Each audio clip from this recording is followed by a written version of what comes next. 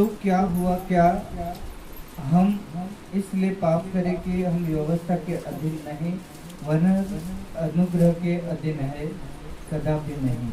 क्या तुम नहीं जानते कि जिसकी आज्ञा मानने के लिए तुम अपने आप को दासों के समान सौंप देते हो, उसी के दास हो, चाहे पाप के जिसका अंत मृत्यु है, चाहे आज्ञाकारिता के जिसका अंत धार्मिकता है। परंतु परमेश्वर का धन्यवाद हो कि तुम जो पाप के दास थे अब मन से उस उपदेश के मानने वाले हो गए जिसके सांचे में डाले गए थे, और पाप से छुड़ाए जाकर धर्म के दास हो गए।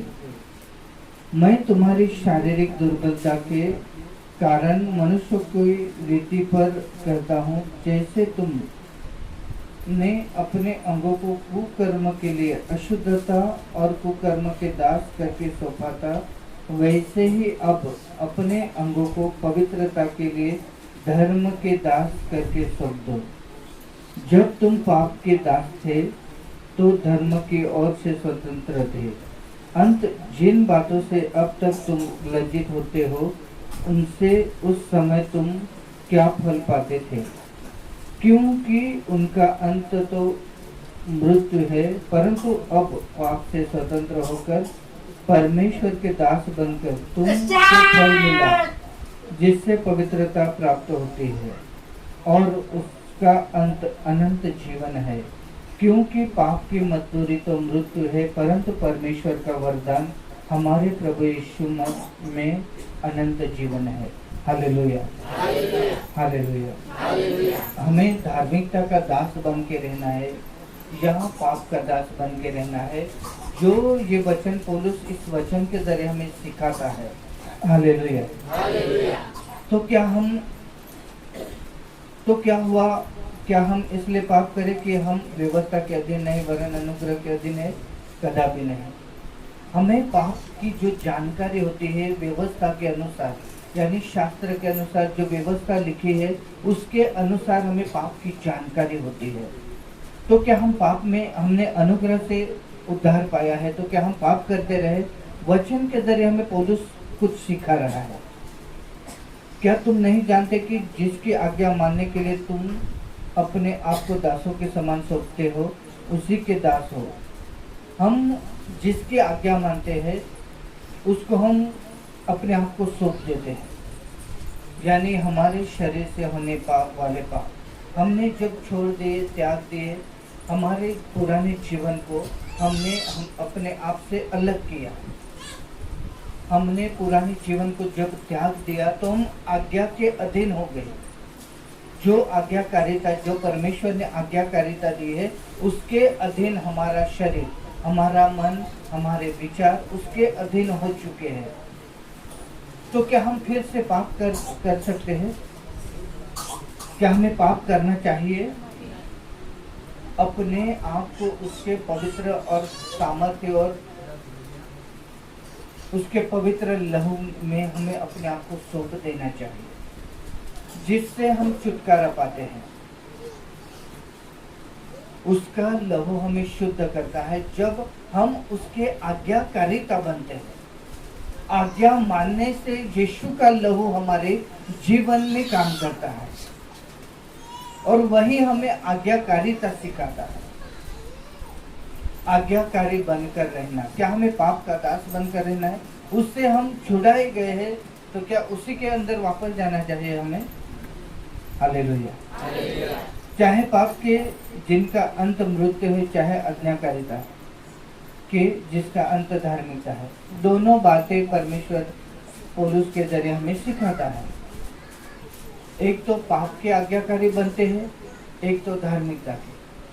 जो पाप के आज्ञाकारी बनते हैं वो मृत्यु पाते हैं, और जो आज्ञाकारिता बनते हैं धार्मिकता के, हालेलुया, जो प्रभु के वचन के आज्ञाकारी बनते हैं वो धार्मिकता प्राप्त करते हैं। और धार्मिक जब हम बन जाएंगे अनंत जीवन के वारिस हो सकते हैं। धार्मिक जब बनेंगे तब जाकर दो प्रकार है। जब हम पाप करते रहते हैं तो पाप के आज्ञाकारी बनते हैं। पाप के अधीन रहकर, यानी पाप जैसे जैसे दुनिया में बहुत सारे अलग अलग रीति से पाप दर्शाया गया है। बाइबल हमें व्यवस्था के जरिए सिखाती है और दिखाती भी है। इससे पाप कहा गया है, बाइबल में लिखा है चोरी करना पाप है, खून करना पाप है, व्यभिचार करना पाप है, अन्य अलग अलग प्रकार दिए गए हैं। वो पाप यदि उसके अधीनता में हम चलते हैं तो अंत में हमारे हाथ क्या लगेगा? मृत्यु। क्या लग सकती है? हालेलुया। तो क्या हर किसी का सवाल रहता है, मरना तो सबको है, लेकिन शरीर में मरना और आत्मा में जीना, अनंत जीवन के लिए प्रवेश यदि करना है तो आत्मिकता में जीवित होना। आत्मिकता में जीवित होना यानी है क्या? हालेलुया। आत्मिकता में जीना यानी शारीरिकता के हिसाब से जीना छोड़ देना है। जो पाप की बातें यहाँ दर्शाई गई है, पाप के बारे में कहा गया है, पाप के दास बनना छोड़ दीजिए। प्रभु में रहकर गलतियां होती है, सुधारते जाना चाहिए। जब हम सुधारते हैं तब हम प्रभु को पाते हैं। यीशु मसीह ने वचन में हमें सिखाया है। मत्ती के सुसमाचार में लिखते हैं, यीशु मसीह ने जो चेले नियुक्त किए गए हैं उनके जरिए भी हमें सीखने मिला है। यीशु मसीह ने जो सिखाया था उसी बात को लेकर चेलों ने सिखाया। जो यूहन्ना बपतिस्मा देने वाला वो भी वही सिखाता था। क्या सिखा रहा था? पापों को अंगीकार करो, मन फिराओ, जो तेरे मेरे रास्ते हैं सीधे करो। तेरे मेरे रास्ते यानी क्या है? आज्ञा न मानना, यानी वचन को न मानना, दुनिया के अधीन रहना, दुनिया की आज्ञा मानना, दुनिया में जो पापमय जीवन है उसके अधीन रहना। Hallelujah, hallelujah. हमारा अंत, महत्व का वहाँ वाक्य इस्तेमाल किया गया है, अंत। पाप में रहकर हमारा अंत क्या हो सकता है और धार्मिकता में रहकर हमारा अंत क्या हो सकता है, दोनों बातें दर्शाई है। धार्मिकता का अंत क्या है और पाप का अंत क्या है। पाप का अंत एंड में क्या है? मृत्यु, बराबर। लेकिन धार्मिकता में जो जीता है उसका अंत क्या है? अनंत जीवन। Hallelujah, hallelujah, hallelujah, hallelujah.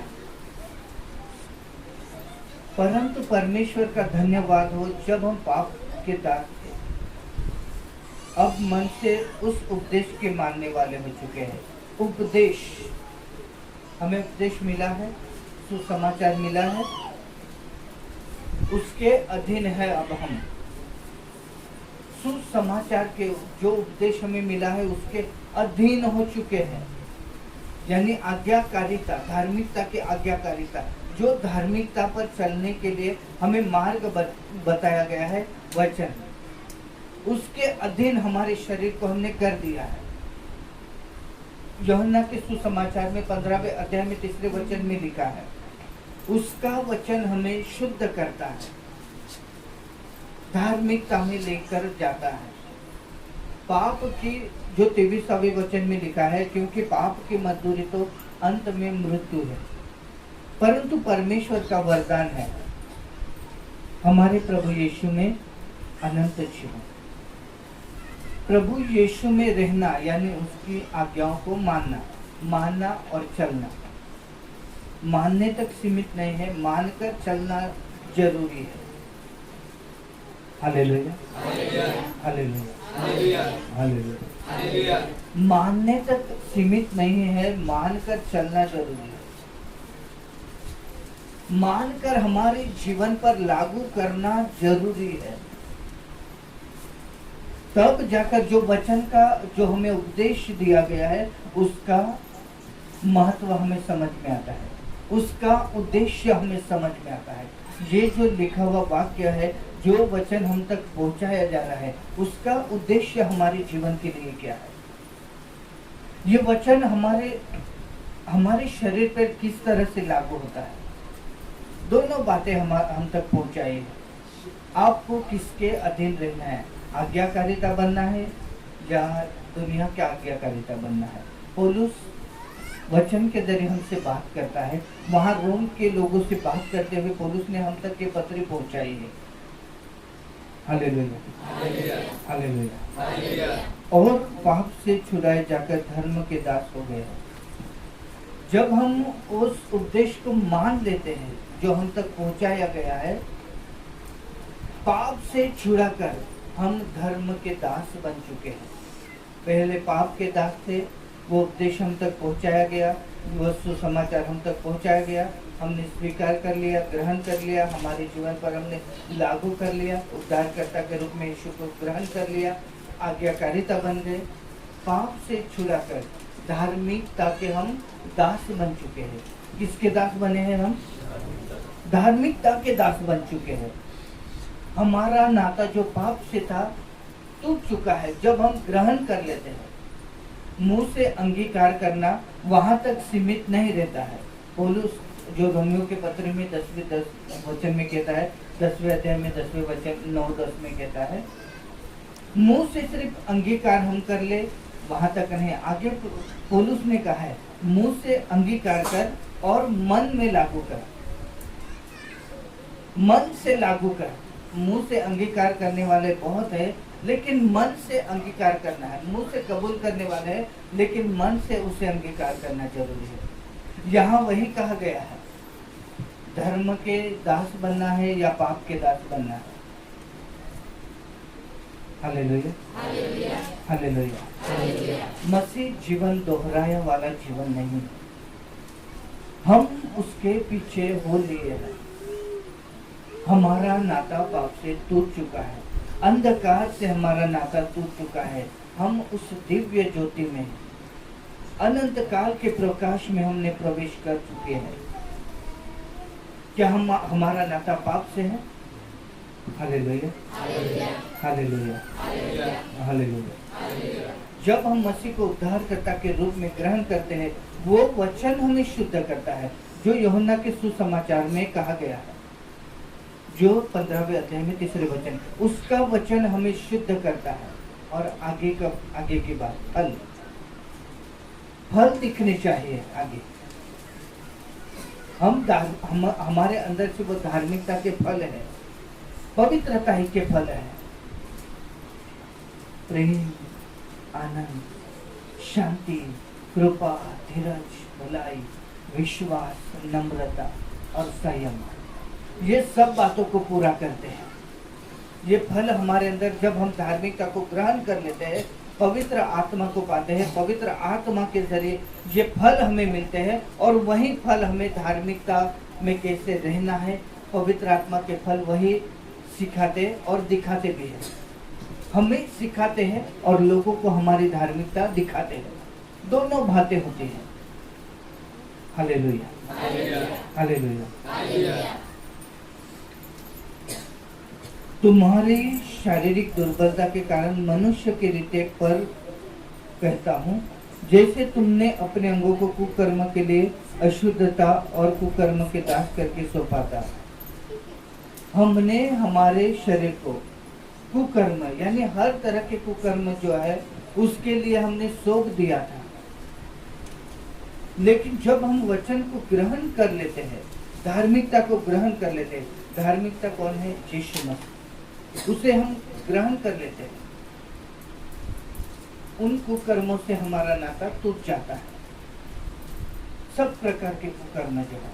Hallelujah, hallelujah. वैसे ही अब अपने अंगों को पवित्रता के लिए धर्म के दास करके सौंप दो। पवित्रता के लिए धर्म के दास करके सौंप देना है। हमें पवित्रता में यदि बढ़ना है तो धार्मिकता के दास करके हमें प्रभु के हाथ में सौंप देना है। हालेलुया। तुरंत किसी का परिवर्तन होता है ऐसा नहीं मैं कहता हूँ। कुछ आदतें जड़ के नाई हमारे अंदर रहते हैं, लेकिन जैसे जैसे जैसे जैसे हम वचन के अधीन होते जाते हैं, वचन हमें शुद्ध करते जाता है और हमारे अंदर वचन की धार्मिकता प्रस्थापित होती है। और जो अशुद्धता है जो पाप है उसकी जड़ को वो वचन उखाड़ देता है। Hallelujah, hallelujah, hallelujah. क्योंकि अंत में पाप की मजदूरी मृत्यु के रूप में हमें मिली।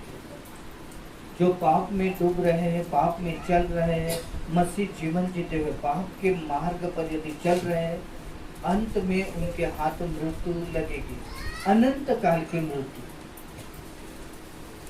अनंत काल की मृत्यु, अनंत काल का जीवन, इसमें से चुनना हमें है, चुनकर लेना हमारे ऊपर है। हालेलुया। वचन किसी के ऊपर जबरदस्ती नहीं करता है कि तुझे ये करना ही है।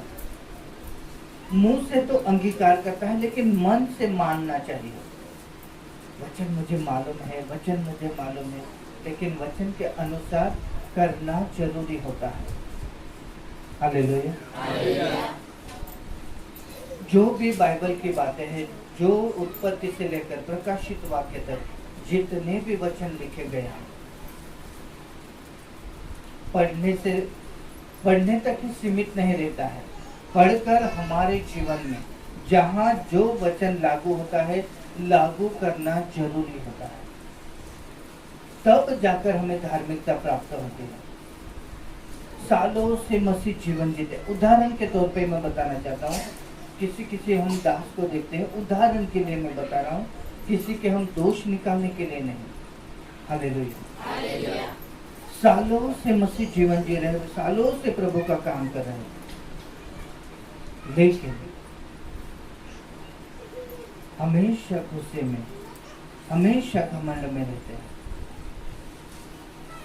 प्रभु का कितना भी बड़ा काम करेंगे, क्या अनंत जीवन में प्रवेश कर सकते हैं वो लोग? क्या धार्मिकता वो उन्हें प्राप्त हो सकती है? नम्रता, प्रभु के पीछे चलना यानी प्रभु को धारण करना। प्रभु यीशु जैसे चले थे, वैसे हमें उसके नक्शा कदम पे चलना जरूरी है। हालेलुया। प्रभु यीशु के स्वभाव को हमें ग्रहण करते जाना है, तब जाकर हमें धार्मिकता प्राप्त होती है। तब हम धार्मिकता प्राप्त करते हैं,